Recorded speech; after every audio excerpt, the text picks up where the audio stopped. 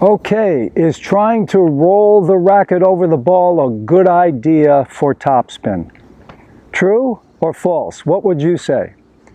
Roll it over for more topspin? Hey, it's called topspin, right?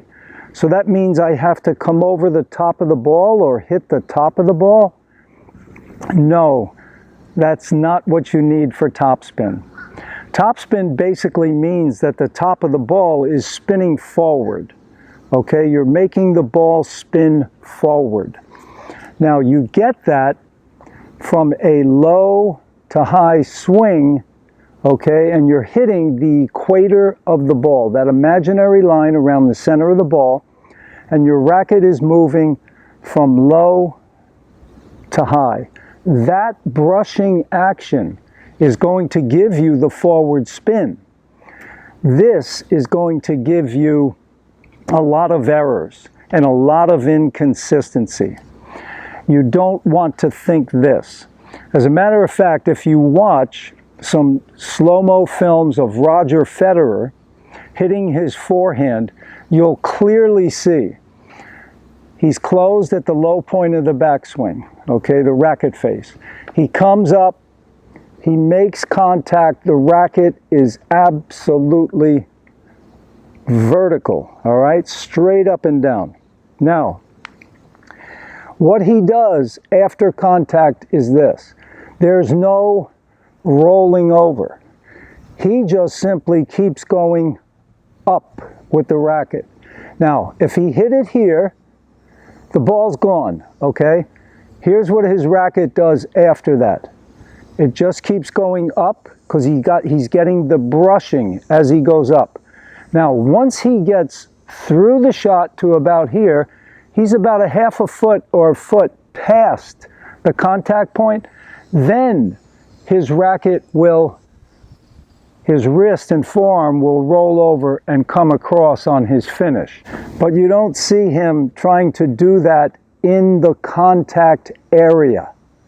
Okay, the contact area or contact zone, I call it, is an area of about a foot to a foot and a half where the racket is simply moving from low to high and staying vertical. It's moving from low to high and staying vertical. For that foot or foot and a half through that contact zone, that's the position you want the racket in. In that contact zone, you don't want the racket trying to do this. You're going to get a lot of errors because knowing when to do this is a very difficult proposition. The ball is only on the strings for milliseconds. So if you're trying to do, if you open the face trying to roll over, as you're coming up, if you hit the ball like this, it's going long. All these shots are long, long, long, long, long, long. Oh, now you're vertical for that 1 millisecond. That shot's going to go in. But now all these shots in the net, in the net, in the net. So you only have that one, boom, shot to keep the ball in the court.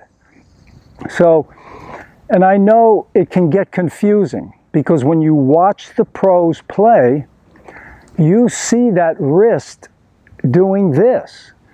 Okay, so, but the key is you got to realize that they hit through. The ball's already gone, so now it doesn't matter. They can do whatever they want with the wrist. Okay, and basically you're just letting the arm relax and come across on the finish. But, so, you know, you're going to see that motion where, you know, it looks like, you know, they're coming over the ball with their wrist. But remember, that's happening after contact. Okay, please subscribe to the channel. Give me a like, a thumbs up. Any questions or comments, please post those below and I'll get back to you as soon as I can. All the best and to your tennis success.